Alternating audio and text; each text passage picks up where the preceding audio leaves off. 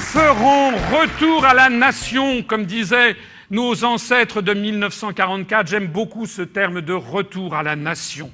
Nous ferons retour à la nation en matière de médias. Nous ferons retour à la nation de 3 structures essentielles. Tout d'abord, nous renationaliserons TF1.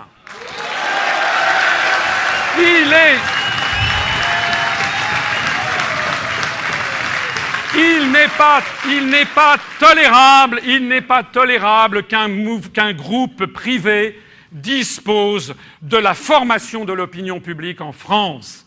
Il n'est pas tolérable que TF1 puisse, par des jeux de pouvoir, des jeux d'amitié, de famille, accorder 25 minutes à M. Strauss-Kahn devant 13 millions de téléspectateurs.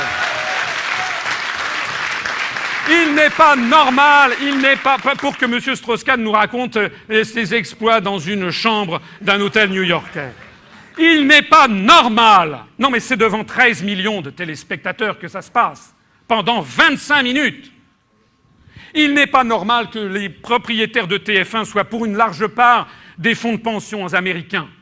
D'ailleurs, il y avait, j'y reviendrai tout à l'heure, au moment de la charte de la Havane, qui avait été signée après la Seconde Guerre mondiale pour avoir une organisation internationale du commerce, il était prévu que les États devaient avoir le droit de préserver la propriété des médias de puissances étrangères afin d'éviter qu'il y ait de la formation de l'opinion publique par des puissances étrangères, parce que c'est bien de ça qu'il s'agit.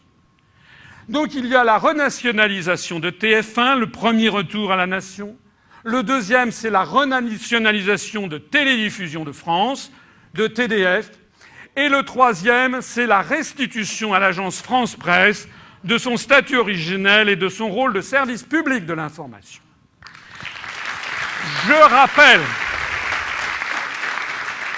rappelle que l'agence France Presse est la seule agence mondiale qui ne soit pas réellement mondiale. Il y a d'autres agences, il y a RIA Novosti, il y a l'agence chinoise, mais la seule agence réellement mondiale qui ne soit pas anglo-saxonne, c'est l'agence France Presse. Je rappelle que son statut originel avait été le fruit d'une longue réflexion commencée justement pendant la Résistance et adoptée à l'unanimité par le Parlement en 1957, et que ce statut stipulait notamment que l'AFP n'est pas une propriété, qu'elle doit être placée en dehors des pratiques capitalistiques et qu'elle doit assurer sa gestion selon un principe coopératif. L'État doit permettre à l'AFP, l'État qui est en train de privatiser l'AFP de façon sournoise, de la soumettre à des contraintes qui ne doivent pas justement, auxquelles elle ne doit pas être soumise, l'État devra permettre à l'agence France Presse d'assurer financièrement son indépendance et son ambition, notamment par la présence de nombreuses antennes à l'étranger, afin de diffuser une vision française et impartiale des événements planétaires.